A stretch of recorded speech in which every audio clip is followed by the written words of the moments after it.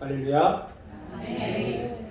네, 우리 찬양팀은 자리에 앉아주시고 오늘 우리에게 주시는 하나님 말씀 출애굽기 14장 31절 말씀입니다.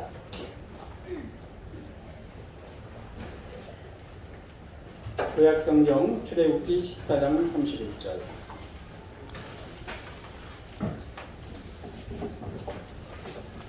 우리 한 목소리로 합독하겠습니다. 시작. 이스라엘이 여호와께서 애굽 사람들에게 행하신 그 큰 능력을 보았으므로 백성이 여호와를 경외하여 하며 여호와와 그의 종 모세를 믿었더라. 아멘. 오늘 우리 찬양 집회 첫 번째 찬양 집회에 우리 모신 강사 목사님은 김명서 목사님이십니다. 지금 인천 노예 서구시찰의 가자 제1교회 담임 목사님이신데요. 우리 목사님은 지금 현재 노예 서기로 지금 섬기고 계시고 장신대 설교학 박사를 학위를 마치셨고, 그리고 또 교회도 굉장히 아주 큰 교회죠.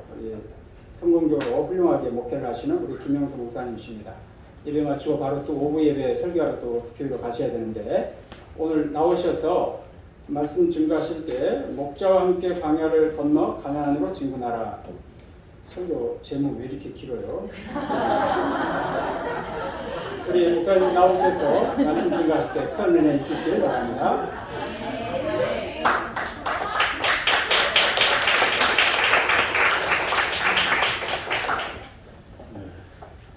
이 설교 제목은 짧은 겁니다. 기도하겠습니다. 하나님 아버지, 이 종이 뜨거운 초대교회 같은 귀한 교회로 부름을 받았습니다. 우리 목사님 목회하는데 누가 되지 않도록, 헛소리하지 않도록 이 종의 입술을 주장해 주시옵소서. 예수님의 이름으로 기도하옵나이다. 아멘. 제가 밑에 내려가서 좀 해도 되겠죠?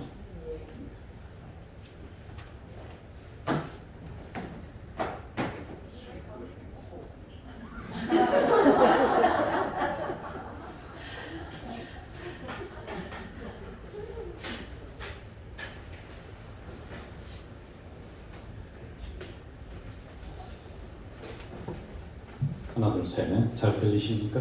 네. 저는 원래 시골 사람이라 이렇게 가까이 하면서 말씀을 전하는 게 좋더라고요. 오늘 제가 목사님이 오셔서 제가 왔는데, 목사님 30분까지 그냥 저 뒤에 강사실 거기 계시다가 시간 되면 나오시면 됩니다 라고 하는데, 제가 이제 기다리고 있었어요. 그런데 도저히 그 안에 앉아 있을 수가 없어요. 여러분들의 찬양 소리가 막 저를 끄는 거예요. 야, 기타 소리가 그냥 쨍쨍거리는 기타 소리가 있고, 그 영성이 담긴 기타 소리가 있거든요. 이게 그거야.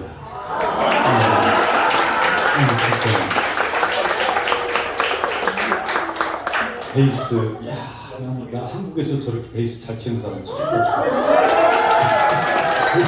진짜 정말 제가 그 옛날에 저는 시골 청년인데 거기에서 청년들과 함께 막 뜨겁게 신앙생활했던 그게 막 떠오르는 거예요. 그래서 저 뒤에 앉아 있을 수가 없어서 나왔다니까요. 나와서 저 뒤에서 막 박수 치면서 나도 손 들고 찬양하고.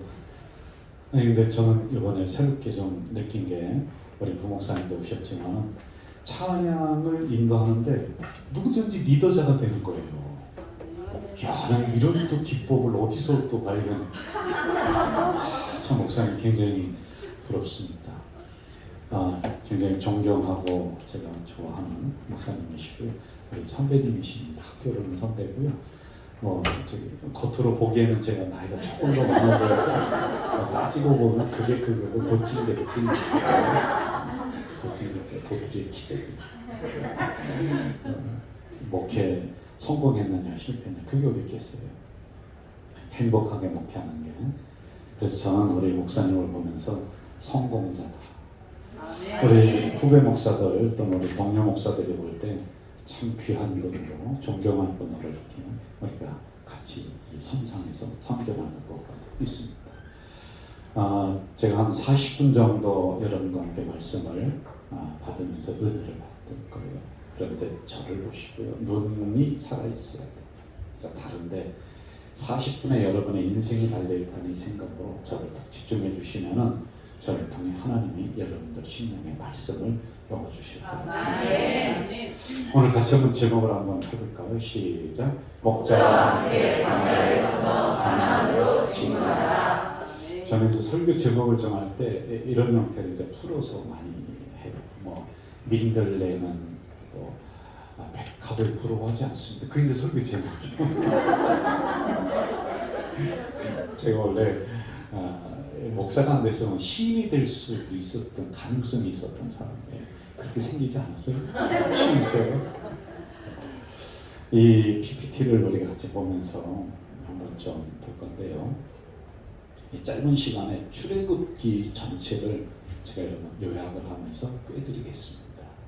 40분 동안에는 물론 이제 풀어서 우리 목사님 말씀을 잘 해주실 수도 있습니다만 저는 특별식으로 이렇게 온가네요. 그런데 제일 좋은 거는 그냥 집밥이 최고예요. 우리 목사님 밥이 최고인데 가끔가다 이제 저 같은 사람이 와서 이렇게 한번 하는 것, 이것도 또 맛있게 드시면 좋을 거예요. 여러분 출애굽기라고 하는 것은 신앙의 요약, 우리 믿음의 요약이 그 책 한 권속에 다 있어요.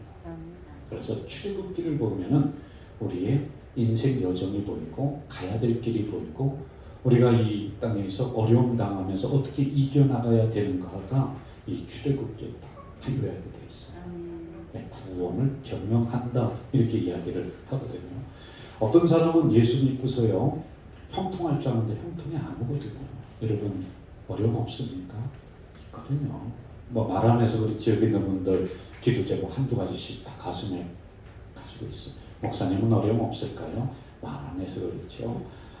세상에 목사 속같이 썩는 속이 어디 있을까요? 그래서 분께가 안 먹는 건 목사 똥을 하면 이렇게 썩어서 다 있어요. 근데 이야기를 안 해서 그래요. 그럼 예수 믿고 형통한다고 하는데 예수 믿고 잘 된다고 하는데 왜 이러한 일이 일어날까?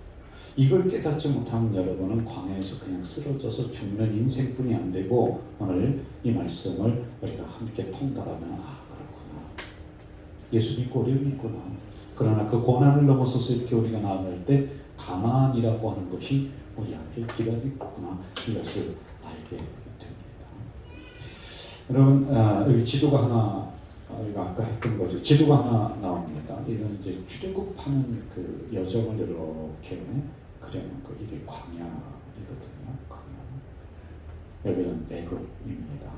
그리고 이렇게 와서 홍해를 건너는 거예요. 자, 이것을 우리는 흔히 그 목사님들이 이렇게 예수 믿기 전과 예수 믿은 후 홍해를 건너면서 물세례, 불세례를 우리는 받았다. 그러니까 구원받은 백성이 이제 되는 거예요. 애굽에서 여기까지 재앙을 거쳐서 여기로다가 나옵니다. 그런데 여러분 여기로 나와서 가나안 땅이 여기거든요. 금방 가나안 땅에 가면 되는데 왜 이렇게 하나님은 40년 동안 이 백성들 광야에서 죽을 고생하며 굴리셨을까? 하나님은 참 어느 때 얄궂은 하나님 같단 말이에요. 금방 가나안 땅에 이르면 되는데 금방 예수 믿고 문이 확 열리고 취직도 확 되고 그냥 뭐 금방 부자 되고 하면 좋겠는데 여전히 우리는 광야를 헤매고 있단 말이죠. 이게 도대체 무슨 일인가라고 하는 이런 궁금증이 우리에게 있단 말이에요. 여러분 꼭 기억하세요. 예수 믿고 금방 형통하지 않습니다. 우리 교회 아까도 말씀드렸지 뭐 사고 노열되고 싸우는 교회 중에 하나였어요.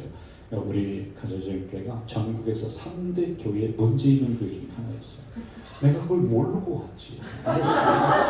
저는요 천안중앙교회라고 해서 중부권에서 제일 크거든요. 목사님 수천 명 있는 교회에서 수석 목사로 제가 잘 나갔습니다. 성경 공부 오픈 딱 하면요 제 반이 1등으로 차는 거예요. 막 아주. 그런데 여기 와봤더니 그런 교회예요. 고생 많이 했죠, 여러분. 그런데 성도들 전도하면서 막 열심히 하는데 어떤 할머니 한 분이 교회를 나오시는데 저에게 뭐라고 하냐면 목사님 우리 집에 와서 이런 여러 가지 그 우상 단지가 있는데 이걸 좀 치워주세요. 그러는 거예요. 그래 가봤더니 학생이 부적은 기본이야. 선생님 칼도 있고 막 그럴 거예요. 그거 이제 놓으면은 귀신이 안 들어온다고 막 그러니까 그걸 놓은 거예요. 그리고 부적 이쪽 저쪽에 붙어 있는데 목사님 이걸 좀 제거해 주시면은 그다음에 제가 열심히 나간다. 그래서 제가 또 속으로는 겁이 나지만 쫄 수가 있으니까 근데 권사님을 데리고 간 거야. 권사님 안 데려갔으면 내가 다음에 떼어준다고 그러고 도망 나올 건데 권사님들 몇 분이 따라온 거예요. 그런데 그걸 띄려고 하니까 그걸 제거하려고 하니까 솔직히 속에서 겁이 나더라고요. 이거 저기 부적 뛰다가 이상하게 내가 또 귀신 들리면 어떡하지? 손 떨고 그러면 어떡하지? 무당은 세 가지가 있어요. 세속무가 있고 강신무가 있고 견신무가 있거든요. 세속무는 이어받는 거, 강신무는 힘받는 거 이렇게 힘받는 거 갑자기 그렇게 되면 속으로 겁이 나는 거야. 그런데 이제 쫄지 않고 그냥 그걸 떼버렸어요. 근데 그 다음에 교회를 잘 나올 것처럼 보였는데 그 우상단지 싹 지우고 교회 나오면 잘 될 거로 여겼어요. 근데 그 다음에 안 되거든요. 병도 안 낫거든요. 계속 우환이 오거든요. 그러니까 이 할머니가 있다가 예수 믿어도 별 수 없네 하고 집어치우고 다른 데를 가더라. 근데 그런 사람이 의외로 많습니다. 여러분들 중에도 그 마음이 우리 안에 있는 거예요. 목사님 강대상에서 예수 믿으면 형통하고 문제가 해결되고 기도하면 모든 게 응답받습니다. 그런데 개 코가 죄송해요 개 코가 이제 여기 강의 시간 예배 시간이니까 이렇게 제가 이런 단어를 쓰는데 주의하지 않았어요. 개뿔이 또 문제가 일어나는 거예요. 그러니 이 문제가 해결 못하면 예수 믿어도 별 수 없구나. 광야가 밀려오는구나. 고난이 밀려오는구나. 그러면서 우리는 광야에서 죽어버리는 인생뿐이 안 된다는 것이죠. 자, 광야를 반드시 만납니다. 예수 믿어도 고난이 와요. 따라해 봅시다. 예수 믿어도 고난이 온다. 자, 그러면은 이스라엘 앞에 놓여 있는 이 광야의 특징이 뭐냐는 거예요. 그러면 5가지를 정리했어요. 따라합시다. 정상이 없다. 정상이 없어요. 저는 인도에 단기 선교를 갔습니다. 그리고 스리랑카에 있었습니다. 1년간 제가 신대원을 다니다가 휴학하고 거기를 갔어요. 그리고 제가 무엇을 했느냐면은 파키스탄과 인도 국경지대인 타르 사막이라고 있어요. 그래 거기에 가서 광야를 체험해보자. 예수님이 광야 계셨다니까. 거기 가면 모래 사장이 막 이렇게 광야가 쫙 펼쳐져 있어요. 그런데 저곳이 정상인 줄 알고서 오늘은 갔어요. 그런데 그 다음날 보면요 바람이 불어서 그 높은 언덕이 없어지는 거예요. 광야는 정상이 없어요. 내가 우뚝 서려고 하는 즉시 하나님은 고난을 통해서 나를 내려오게 하시는 게 광야의 특징이란 말이에요. 자, 그 다음에 광야는 길이 없어요. 길이 없어요. 따라합시다. 길이 없다. 길은 내가 만들어 가야지만이 되는 거예요. 여러분 우리 여기 인천만 해도 사방이 길입니다. 그런데 광야는 길이 없어요. 이게 길인 줄 알고 갔습니다. 없어지는 거예요. 그래서 내가 걸어가는 게 길이에요. 불투명해요. 그러므로 세 번째 불확실한 것이 광야의 특징이라. 예수 믿어도 그렇다니까요. 여러분. 그 다음에 네 번째, 끝이 없어요. 어디가 끝나는지 알고 가면 좋겠는데 그게 어떤 말이에요. 제가 초등학교 때 운동을 뭘 했냐면 태권도를 처음 시작했어요. 태권도가 몇 단 같아요? 2단이에요. 2단. 네? 민은 어디 그리고 축구를 했습니다. 제가 축구 선수였어요. 그리고 나서 마지막에 6학년 때 하도 잘 달리니까 체육 선생님들 야 너 이리 봐라. 육상부 해라. 그래서 제가 그리고 장거리 선수입니다. 충북 대표예요. 그렇지 이렇게 반응을 해줘야지. 여러분 오 하는 사람은 복 받을 줄 믿습니다. 장거리 선수라니까요. 제가 꼭 뛰면 3등 안에는 꼭 들어요. 아니면 2등 하든지 1등 하든지. 그런데 그때 연습할 때 가장 힘들었던 게 뭐냐면 선생님이 야 오늘 무조건 뛰어. 아 죽겠는 거예요. 오늘 10바퀴만 뛰어. 그러면 그게 나에게 목표가 되잖아요. 그럼 힘을 안배하면서 뛰어갈 수 있습니다. 그런데 무조건 돌아라는 거야. 야 이게 도대체 몇 바퀴를 돌아야 되고 어디를 가야 될지 얼마나 뛰어야 될지 모르는 거. 여러분 신앙이라는 게 똑같거든요. 장거리와 똑같습니다. 언제 맞춰질까요? 끝이 없는 거예요. 불확실한 거예요. 그게 광야의 특징이다 라고 하는 것이죠. 끝이 없어요. 끝이. 그리고 변화무쌍합니다. 광야는 오늘 있다가 내일 없고 내일 없다가 오늘 있고 그래서 항상 언덕이 생겼다가 없어지기도 하고 없어졌다 생기기도 하는 것이 광야의 전체적인 특징이라고 합니다. 자 그러면은 더 구체적으로 한번 좀 들어가 봅시다. 그럼 우리가 예수를 믿고 그 다음에 형통이 아닙니다. 예수 믿고 고난이에요. 어려움이 옵니다. 형통을 생각했다가는 여러분 광야에서 죽는 인생뿐이 안 된다. 자 그러면 첫째로 어떤 광야를 만나느냐라고 하는 거예요. 따라합시다. 수르광야. 여기 홍해 건너서 처음 만나는 게 수르광야. 아니 이 사람들이 여기서 죽을 고생하면서 모세 따라서 나왔어요. 잘 된다고 해서 나왔어요. 그런데 가나안 가려니까 처음 만나는 게 수르광야를 만납니다. 여기서는 쓴 물이 없는 거라. 제가 타르 사막을 여행을 하면서 가장 어려웠던 게 뭐였냐면 물이 없어요. 물이 있긴 있는데 못 마시는 거예요. 한 마을을 들어갔습니다. 한 마을이 수백 세대가 다 텅텅 빈 거예요. 사람이 없어요. 그래 가이드한테 물었지 여기 왜 그럽니까 그랬더니 물이 떨어졌대. 그러니까 마을이 이동이 되는 거예요. 여러분 예수 믿고 우리가 구원받고 교회 나왔는데 잘 되는 것이 아니라 인생의 쓴물을 만나는 거야. 말할 수 없는 쓴물이 여러분 앞에 기다리고 있다니까요. 제가 이제 목사를 시작을 하면서 이제 우리 집사람이 학교 조교였어요. 그래서 결혼을 했죠. 저는 돈을 잘 벌길래 결혼했습니다. 그냥 하도 제가 고생을 해서 그때 이제 국립대학교 조교 하면서 이제 이렇게 밟아서 올라가는 그런 공무원이었었어요.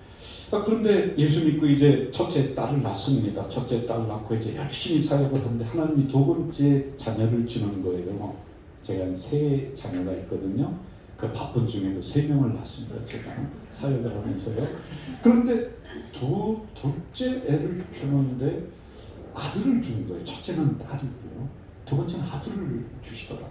참 감사한 마음으로 기르는데 6개월이 됐는데 이놈이 엎을 때가 되는데 엎지를 못하는 거예요. 그리고 이유식을 먹어야 되는데 입을 못 벌리는 거예요. 이상하다. 이게 제대로 성장이 안 되는 것 같아요.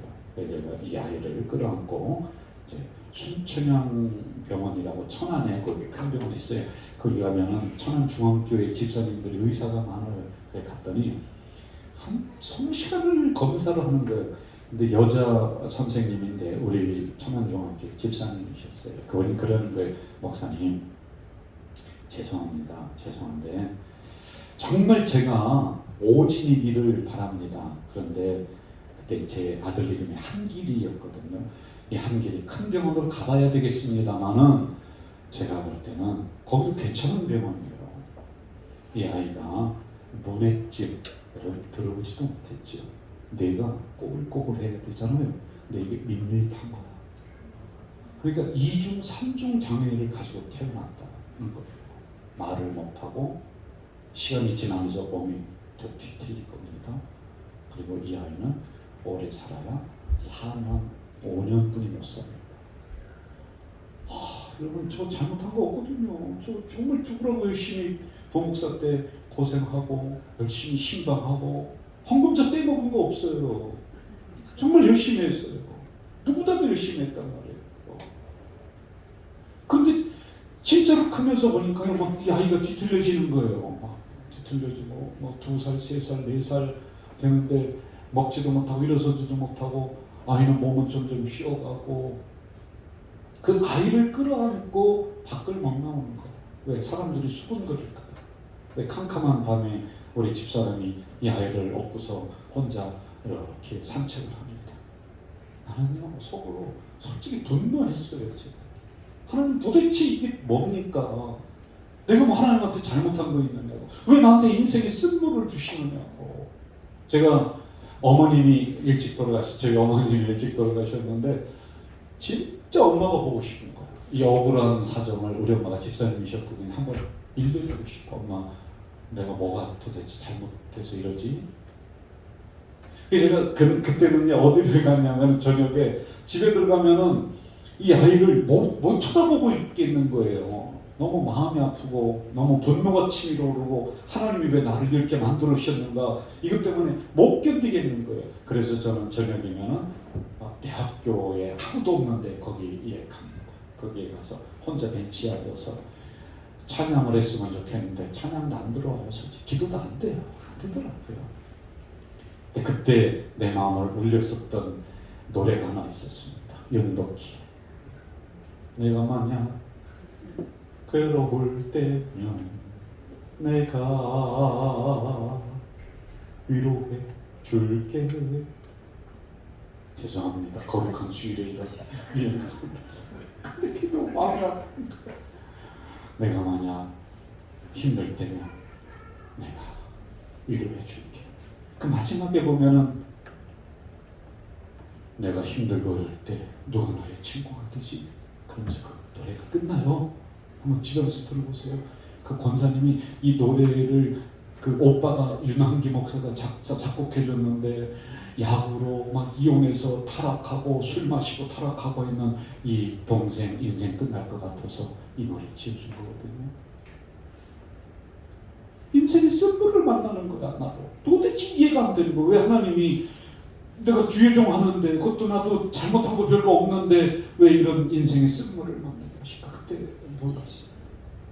지금도 솔직히 마음속에 그 하나는 가지고 있어요. 그리고 제 아들의 사망 진단서를 저는 못 버립니다. 지금도 제 가방에 보면은 20몇 년 전, 한 거의 25, 6년 됐겠네요. 다 헤어졌습니다. 그런데 다 떨어졌어요. 근데 그걸 못 버리고 가지고 다니고 있어요. 왜? 난 인생의 쓴물을 만났거든. 여러분, 이러한 수르광야를 만나요. 반드시 있어요. 그럼 여기서 우리 포기해야 될까요? 아닙니다. 이겨나가야 돼요. 여러분, 수르광야에서는 어떻게 이겨나갔느냐? 해결을 부르짖어 기도하라. 십자가를 정해라. 그 쓴물에 나무 던졌더니 그 나무는 신약 성경을 보면서 예수 그리스도의 십자가이다라고 해석을 그렇게 하고 있습니다. 제가 이렇게 견디면서 나갔는데 그러면 금방 가나안 땅 들어가면 좋겠는데 두 번째 무슨 광야를 만나냐? 신광야를 만나요. 따라합시다. 신광야. 여기서는 먹을 것이 없어요. 예수 믿었는데 경제적인 어려움이 오네. 사업 잘 된다는데 어떤 놈이 돈 가지고 튀어버리네. 동업하던 그 이상한 놈이 그 처음에는 막 기도하면서 했는데 어느 날 사기치고 도망가네. 도대체 이게 뭐냐는 거예요. 이렇게 우리는 예수 믿으면서 먹을 것 때문에 왜 신광야에서는 만나고 매출하기 이거 없어서 막 그 부르짖고 막 원망하고 그러거든요. 이런 걸 우리는 만난다는 거예요. 여러분, 우리 청년들 제가 옛날 생각나서 너무 뒤에서 가슴이 뜨거웠어요. 그런데 예수 믿으면 직장 문제가 잘 풀려야 되잖아요. 그런데 어느 날 쫓겨납니다. 어느 날 상사의 갑질로 인해서 막 그냥 우울증이 다가오기도 하고요. 힘들어요. 이런 광야를 우리는 만납니다. 이거 반드시 해야 돼요. 그런데 여기에서 해결 방법은 뭐냐? 하나님이 만나와 매출하게 주셔. 여러분, 반드시 가져야 될 게 만나 사상이에요. 만나 사상은 뭐냐면요, 하나님이 나를 먹이신다. 한번 따라해요. 하나님이 나를 먹이신다. 자신 있고 당당하게 나가야 된다니까요. 세상에 뿔릴 필요 없다니까요. 하나님이 나의 주인이시다. 할렐루야. 자, 그러면 이 광야를 지나면은 그 다음에 가나안 땅에 좀 가면 좋겠는데 또 만나네. 광야를 세 번째는 르비딤 광야. 따라합시다. 르비딤 광야. 여기서는요 쓴물이 아니라 아예 물이 하나도 없어. 여러분, 르비딤 광야는 뭐냐면은 내 심령의 메마름이 다가온다. 찬양 열심히 하고 열심히 섬겼습니다. 그런데 어느 날 내 인생 속에 갑자기 우울증이 찾아와. 힘들어요. 고독해. 외로워요. 이게 예수 믿으면서도 와요. 목사들한테도 옵니다. 우리 개척하는 교회 목사님들은 피 흘리면서 하고요. 저 같은 기존교회는 피를 말리면서 목회하는 거예요. 우리 이희선 목사님이 태국을 가셨습니다. 태국을 갔는데 태국 보면은 코끼리 쇼가 있습니다. 코끼리가 쇼를 하는데 뭐 잘해요. 그러니까 거기는 가이드가 있다가 한국 사람이 쭉 있는데 여기 있는 분들 중에 나오셔서 이 코끼리 눈에서 눈물을 흘리게 하는 사람이 있으면 $1,000 주겠습니다. 그랬더니 이희선 목사님이 손 들고 나가서 귓속말로 손하니까 코끼리가 눈물을 펑펑 흘리는 거예요. 무슨 이야기 하셨습니까? 그랬더니 제가 저 검단 목적교회를 개척할 때 이야기를 그 고생했던 이야기를 했더니 코끼리가 이렇게 웁니다. 그 가이드가 있다가 $1,000 뺏기는데 너무 억울하니까 좋다. 이번에는 코끼리 앞발을 들게 하는 사람 $2,000 주겠다. 그랬더니 또 이희선 목사님이 손을 들고 귀에다 대고 쏘근쏘근 했더니 코끼리가 앞발을 번쩍 드는 거예요. 그래 뭐라고 했습니까? 그랬더니요 이희선 목사님이 그랬대요. 코끼리한테 너 검단 가서 나랑 한번 개척하자. 그랬더니 코끼리가 앞발을 들더라고요. 목사도 오는 거예요. 우울증이 와요. 힘들어요. 안에서 그렇지. 그런데 여러분들도 예수 믿으면서 인생의 목마름, 심령의 목마름, 사막이에요. 은혜가 떨어졌어요. 이런 게 찾아올 수 있다는 것입니다. 이럴 때 반석에서 물을 내주십니다. 반석에서 물을 내주신다는 것은요, 예수 그리스도가 우리의 해결책이시다. 아멘. 그런데 이때 특징이 뭐냐면 사람들이 계속 원망하거든요. 원망. 지도자를 향해서 계속 원망을 씁니다. 여러분, 광야를 지나면서 항상 목사를 향해 원망을 쏟아내게끔 되어 있는 게 교회 구조입니다. 지도자는요, 그가 감수하면서 가야 돼요. 잘 되면 지들 탓이고 안 되면 목사 탓이에요. 아니 여러분, 집에서 부부싸움 하는 거랑 담임 목사랑 무슨 상관이 있어요? 그래도 부부싸움 하다가 목사 핑계대네. 나 세상에. 아니 우리 동네가 그래. 우리 동네가. 이 불평의 특징이 있어요. 전염성, 파괴성, 습관성이 있어요. 한번 따라해봅시다. 전염성, 파괴성, 습관성. 이게 광야에서 여러분을 분쟁시키고 분리시키고 광야에서 죽게 하는 가장 악독한 핵심이 뭐냐? 불평. 우리는 광야를 걸어가고 있거든요. 그런데 전염성 쫙 금방 퍼져요. 좋은 소리는 안 퍼져요. 그런데 나쁜 소리 하루가 지나기 전에 다 퍼져버린다. 왜? 인간은 악하기 때문에. 제가 여러분 가자동에 살면서 이제 진주 아파트 집으로 딱 오늘 난 저녁에 가는데 경찰차 맹맹맹맹 거리더니요 저기 서 있는 거야. 그래 이렇게 구경하고 싶다고 그러니까 차를 세워놓고 내려서 이렇게 봤어요. 멀리서 봤더니 싸움이 붙는 거야. 둘이서 싸워요. 술 먹고 막 싸워요. 그런데 저 멀리서 지켜보니까 재밌어요.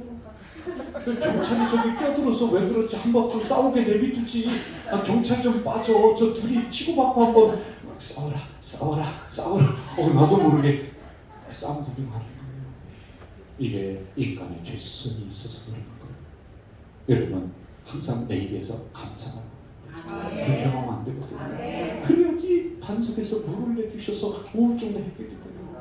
할렐루야. 그 다음에 만나는 또 광야가 있습니다. 아멜렉 광야. 따라합시다. 아멜렉 광야. 저 시기가 맞는 시기예요? 왜 이렇게 빨라?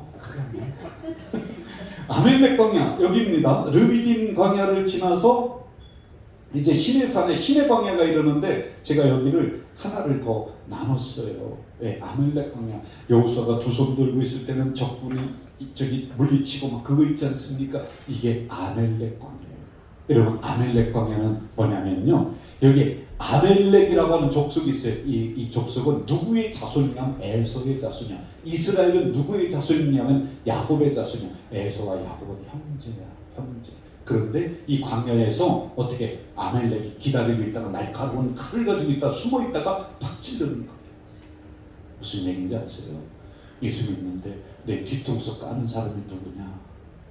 여러분들이 그 옆에 있는 사람도. 저 가저질교에 있는 김 집사가 와서 여러분들 뒤통수 칠 줄 아세요? 여러분들 배신하고 힘들게 하고 뒷담화하고 뒤에서 이상한 소리 하고 하는 게 누구냐? 옆에 있는 사람. 나를 잘하는 사람이에요. 예? 예수 믿는데 이게 있다니까요. 아, 왜 김 집사님이 그래? 왜 박 집사님이 왜 같은 교회에서 왜 그래? 아니, 그렇다니까. 이걸 알아야 된다. 그래서 이 광야는 뭐냐? 친한 사람이 내 뒤통수를 친다는 거예요. 나를 배신할 수 있다는 거예요. 그 광야가 있다. 이걸 우리가 알아야 돼요. 이해가 되셨나요? 네. 자, 여러분, 이랬을 때 어떻게 해결을 받느냐면요, 잘 보세요. 한적한 곳으로 가요. 자꾸만 사람들과 어울려서 네가 오르니 내가 오르니 감론을 박해봤자 나중에는요 더 크게 사. 안 돼요. 한적한 곳으로 떨어져서 죄인이 무릎 꿇고 기도하는 거예요. 그리고 함께 어려움을 헤쳐나갈 협력자들을 구해야지만 돼요. 목사님한테 기도 부탁하고, 이때 여호수아와 갈렙이 아론과 후리 옆에서 손 들어주면서 여호수아는 나가서 싸우고 협력해서 이 문제를 이겨나갔거든요. 저는 우리 목천교회 이러한 나쁜 영들이 있다면 예수 이름으로 물러갈 줄 믿습니다. 물러갈 줄 믿습니다. 이런 광야가 우리를 기다리는 거야. 예수 믿으면 핑크빛이 아니라니까. 예수 믿으면 파라다이스가 펼쳐지고 뭐 복의 세계가 쫙 펼쳐지고. 여러분, 말짱 거짓말이에요. 예수 믿고 나도 광야가 기다립니다. 한번 따라가봐요. 예수 믿고 나도 광야가 기다립니다. 다섯 번째는 따라합시다. 신의 광야. 신의 광야는 뭐냐면은 백성들이 막 재판을 해달라고 목사님한테 찾아오는 거예요. 목사님이 혼자서 초죽음이야. 모든 일을 다 감당하려니까 안 되는 거예요. 여러분, 오늘도 보세요. 이 앞에서 찬양하는 분들 뒤에서 보니까 우리 목사님은 박수치고 얼마나 기쁘게 하는지. 목사님 여기 와서 찬양 인도하고 다 할 수 있습니까? 목사님 기타 이거 칠 줄 아세요? 못 치잖아. 그럼 잘 치는 사람 막 응원해주고 그러는 거 아니에요. 그런데 교회 일을 하다가 혼자 다 하려고 하다가 뭐가 오느냐 하면은요, 탈진이 오는 거예요. 탈진이 옵니다. 이게 이 광야가 기다리고 있다는 거예요. 너무 힘들어. 왜 내가 다 해야 되는가? 라고 하는 그 광야를 우리는 만나게 된다는 것입니다. 그래서 교회는 일꾼을 세우고 행정체계를 만들고 그래서 만들어가는 것이다. 이러한 광야가 우리를 5대 광야가 기다리고 있다. 여기까지 이해가 되셨으면 아멘. 아멘. 자, 그러면 이제 중요한 것을 하면서 제가 마무리하도록 하겠습니다. 그렇다면은 이 전체적인 하나하나의 광야는 제가 거기에 십자가 적용하라, 함께 협력하라, 뭐 이런 것들을 해결책을 줬단 말이죠. 근데 다 잊어버리더라도 예수 믿고 나도 광야를 온다. 고난이 온다. 한번 저를 따라해 볼까요? 고난은 축복의 학교다. 반드시 기억하세요. 예? 옵니다. 자, 그렇다면 이제 광야를 넘는 5대 광야를 가면 7가지 법칙이 있습니다. 이게 전체적으로 출애굽기를 제가 끄집어내는데 얼마나 연구가 있는지 몰라요. 굉장히 이거 엑기스만 여기 와서 제가 쏟아놓고 가는 겁니다. 자, 따라합시다. 명령에 따라 움직여라. 명령 따라 움직이지 않으면 광야는 길이 없다고 그랬어요. 불확실하다고 했습니다. 죽습니다, 여러분. 명령체계는 어떻게 내려오느냐? 하나님이 모세를 통해 내려주세요. 그럼 오늘날의 명령체계는 어떻게 되느냐? 기록된 말씀, 성경을 통해서 명령이 내려와요. 그리고 두 번째, 선포되는 말씀, 설교를 통해서 명령이 내려오는 거예요. 그 다음에 세 번째, 보이는 말씀, 성례. 우리 아까 목사님이 저 소개할 때 설교학 박사라고 했잖아요. 설교학 박사가 이 정도로 요약해서 얘기하면 진짜예요. 따라합시다. 아멘. 그래서 여러분, 성경이 우리의 등대가 되는 거예요. 그런데 이 성경을 우리가 밝게 할 수가 없으니까 하나님이 어떻게 하면 이걸 풀어주는 목자를 세우는 거예요. 그래서 선포되는 말씀, 이 체계를 따라서 명령이 우리에게 내려오는 거예요. 그래야지 광야를 속히 통과해서 가나안 땅에 이르게 됩니다. 할렐루야. 두 번째, 자, 따라합시다. 진을 형성하라. 질서 있게 행군하는 거예요. 여러분, 아까 출애굽기 지도 봤는데 홍해를 건널 때는 개다리 못점 지고 먼저 뛰어들고 먼저 건너는 사람이 최고야. 그런데 그 다음에 어떻게 하느냐 하면 질서를 잡아줘요. 질서를 하나하나 잡아줍니다.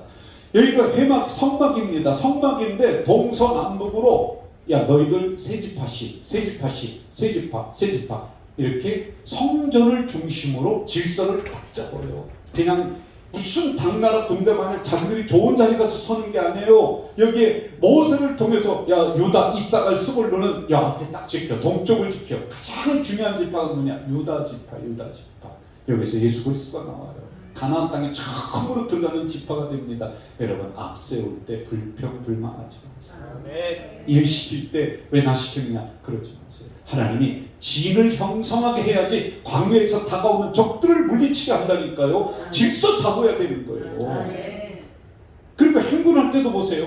행군할 때는 잘 보세요. 여기가 성막이에요. 성막. 그런데 언약궤가 있고 유다 지파가 쫙 섭니다. 이런 형태로 서서 진행하는 거. 그 무슨 얘기냐면 행군할 때나 머물 때나 어떻게 해요? 행군할 때나 머물 때나 항상 질서 있게 움직이는 거예요. 여러분 좋은 교회는 질서가 있어요. 영적 질서를 딱 세우면서 걸어가야지 광야를 속히 통과하고 가나안 땅 이룰 수 있다. 할렐루야. 옆 사람에게 이야기합시다. 졸지 맙시다. 자, 세 번째. 저를 따라합시다. 어려울수록 자기 자리를 지켜라. 시작. 여러분 저기 보세요. 광야 때 이상하게 고생하잖아요. 힘들잖아요. 그런데 성경을 보면 출애굽기를 쫙 보면 광야 때 모진 고생을 시키는데 그때 뭐를 주느냐? 율례, 법도, 규칙, 안식일, 추수감사절, 맥주감사절 이때 줘요. 이때. 아니 이거 가나안 땅에 들어서 편안할 때 만들어도 되잖아요. 아니라는 거예요. 가장 힘들고 가장 어려울 때 자기 자리를 지킬 줄 알아야지 됩니다. 도망가면 안 돼요. 옆 사람에게 갑시다. 도망가지 맙시다. 제가 항상 부르짖는 게 있어요. 은혜가 사라진 자리에 의무가 대신하게 하라.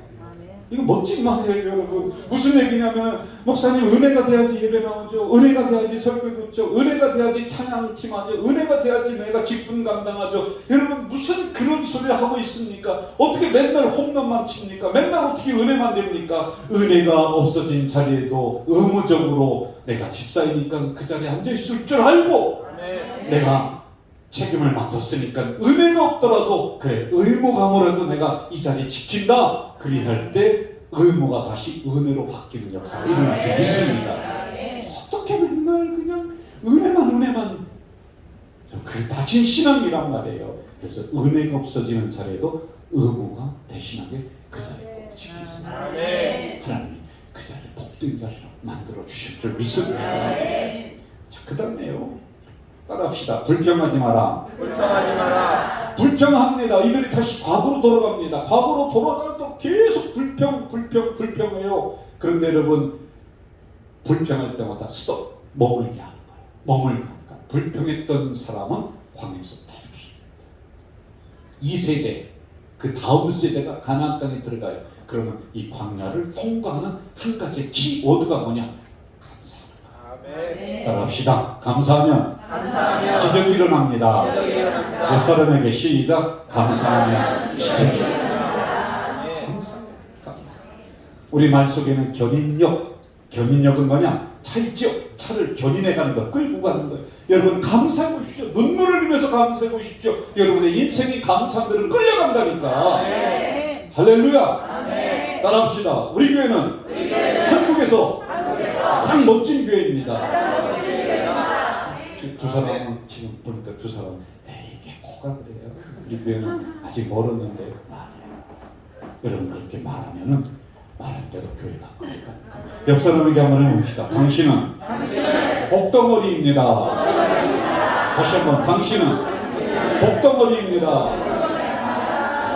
우리 무슨 복덩어리야? 아니에요. 여러분 복덩이라고 선포해 보십시오. 그러면은 여러분 말한 대로 견인력이 있어서 끌려간다. 할렐루야. 그래서 항상 감사하면 기적, 이게 슬로건이 돼야 돼요. 따라합시다. 감사하면 기적이 일어납니다. 이게 광야를 통과하는 네 번째 법칙. 다 됐어요. 끝나갑니다. 졸지 마세요. 5번째, 가야 할 목적지를 잊지 마라. 이들이 가야 할 곳은 가나안. 광야에서 만나준다고, 광야에서 메추라기 준다고 그것 먹고 거기서 만족하며 눌러 앉아 있어서는 안 돼요. 우리 목청교회 여기가 목적지 참 많아요. 가야 될 목표가 또 있습니다. 그걸 잊어버리면 안 돼요. 잊어버린 즉시 안주하게 됩니다. 그 다음에 6번째, 참 중요합니다. 따라합시다. 항상 목자와 함께하라. 목자를 떠나는 즉시, 목자의 명령을 받지 않는 즉시 그 백성들은 광야에서 머물게 되고 땅이 갈라져서 죽습니다. 출애굽기에 나오는 거 요약을 하는 거예요. 그런데 여기 가장 중요한 건 뭐냐면 내 목자에 대한 절대성을 갖는 거예요. 이게 무슨 소리냐? 한국에서 제일 좋은 목사님은 이성 목사님이라니까. 아멘 안 하는 사람 뭐예요? 다시 한번. 한국에서 제일 좋은 목사님은 이성 목사님이라니까. 한국에서 제일 좋은 교회는 목천교회라니까. 이게 내 목자에 대한 절대성. 왜? 내 교회에 대한 절대성. 왜 그런지 아세요? 이게 없으면은 우리는 세상에서 당당할 수가 없어요. 솔직히 목천교회보다 더 큰 교회 얼마나 많이 있겠어요. 그런데 아무것도 아니에요. 저는요 세상에서 제일, 내가 원래 이게 녹음 안 되죠, 목사님?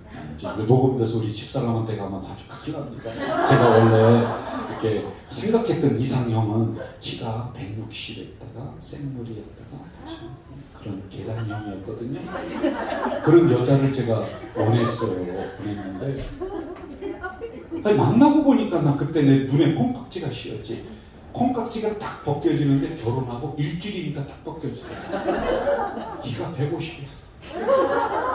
근데 왜 160인 줄 알고 결혼했는데 얼굴은 계란형이 아니라 감자형이야. 감자같이 생겼더라. 일주일이니까 싹 벗겨지는 거야. 그런데 여러분 지금 저에게 물어보십시오. 세상에서 제일 좋은 아내가 누구냐? 제일 좋은 여자가 뭐냐? 내 부인이래. 내 아내라니까. 이 얘기 안 하면 난 밥도 못 얻어 먹어요. 내 부인에 대한 절대성이 없으면 남부인 넘보게 되는 거예요. 여러분 내 교회에 대한 절대성, 내 목자에 대한 절대성을 반드시 가지세요. 할렐루야. 이게 바로 목자와 함께하는 거예요. 교회에 대한 절대성. 자, 제가 묻습니다. 한국에서 제일 좋은 목사님은 어느 목사님? 이성 목사님. 두 번째는? 목천교회. 아, 김영서 목사님. 김영서 목사님 해줘야지 안 미치겠네요. 첫 번째, 제일 좋은 목사님은 누구? 이성 목사님. 두 번째는? 김영서 목사님. 한국에서 제일 좋은 게 어느 게? 두 번째는? 그래야지 우리가 건너는 거야. 할렐루야. 마지막, 목자와 함께 비전의 그림을 붙잡아라. 시작. 목자와 함께 비전의 그림을 붙잡아라. 여러분, 목자와 함께 비전의 그림을 붙잡아야 되는 이유가 있습니다. 지금 여러분들 손 내는 조각 그림, 이게 뭔지 몰라요. 그냥 이렇게 생긴 거 하나, 저거 하나 딱 쥐어줬어요. 딱 쥐어줬어요. 왜 나를 이 직분 맡겼지? 왜 나를 여기에서 일하라고 하지? 우리 교회가 미래에 어떻게 될 것인가? 아무도 몰라요. 그냥 이거 하나 붙잡고 가는 거예요. 뜬구름 잡는 식 같아요. 그런데 어느 순간 거기에 도달해서 우리 청년이 가지고 있었던 그 그림, 조각 그림 내놔봐. 여기 있는 분이 가지고 있었던 조각 그림 내놔봐. 서로 맞추는 거예요. 서로 딱 맞추니까 아, 그렇구나. 이 그림을 위해서 우리 모두에게 조각 그림 하나씩 들려줬구나. 그걸 깨닫게 된다니까요. 여러분, 이들이 가나안 땅에 들어가서 어떻게 합니까? 그래, 광야에서 고난 받았던 이유가 이것이었구나. 그때는 고난 당할 때는 몰랐습니다. 내 손에 들려있는 이 조각 그림이 도대체 무엇을 뜻하는지, 이 고난이 왜 나에게 왔는지, 이 어려움이 왜 나에게 왔는지 그때는 몰랐습니다. 그러나 이 고난이 끝나고 어느 시점에서 돌아봤더니 그때 그 사고는 오늘 나를 이렇게 만들기 위해서 사고가 그때 있었구나. 그때 자녀가 잘못되었던 것은 그때는 몰랐는데 지금 돌아보니 저것이 다 하나로 뭉쳐져서 하나님의 큰 그림을 그리기 위해서 그게 그때 꼭 필요했었구나. 여러분, 지금 여러분 손 안에는 조각 그림 하나 들려져 있습니다. 이게 무슨 그림인지 모를 것입니다. 그러나 우리 목사님 목자의 말씀 따라서 전진해 나가 가나안 땅에 이를 때 조각그림 맞춰보면 아 그렇구나. 하나님이 우리 목정교회를 이렇게 만드시려고 그때 이러한 어려움도 주셨구나. 이게 있습니다. 저는 우리 목정교회가 한국에서 가장 멋진 교회, 가장 멋진 목사님 중심으로 이 코로나 시대를 끝나면서 새로운 역사를 쓰시는 우리 목정교회 되시길 제 이름으로 축원합니다. 제 이름으로 축원합니다. 전능하신 아버지 하나님 감사합니다. 오늘 이쯤 와서 우리 목사님 목회하는 선상에 조금이나마 도움이 되었을 텐데 하나님 쓸데없는 것은 이들 심령에 뿌리 내리기 전에 잊혀지게 하시고 오직 필요한 말씀만이 이 교회에 차지할 수 있도록 인도해 주시옵소서. 한국에서 가장 멋진 목사님, 내 목자에 대한 절대성과 내 교회에 대한 절대성을 가지고 한국교회 부흥의 불씨를 붙이는 한국교회 기준이 되는 우리 귀한 목천교회가 될 수 있도록 역사해 주시옵소서. 예수님의 이름으로 기도하옵나이다. 아멘.